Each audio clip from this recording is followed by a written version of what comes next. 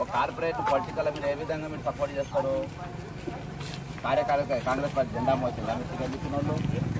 కదా అన్నది క్వశ్చన్ అది తప్పనా?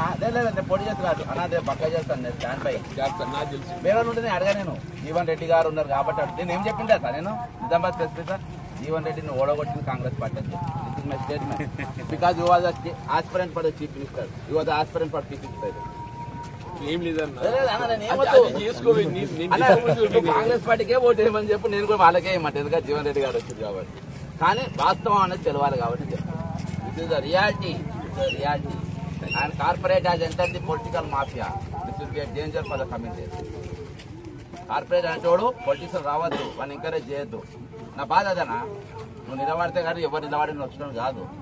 అన్ని 3 పార్టీలు మాఫియా పొలిటికల్ వీళ్ళనే పెట్టి దీనిపై తెలంగాణ తెచ్చుకోవాలని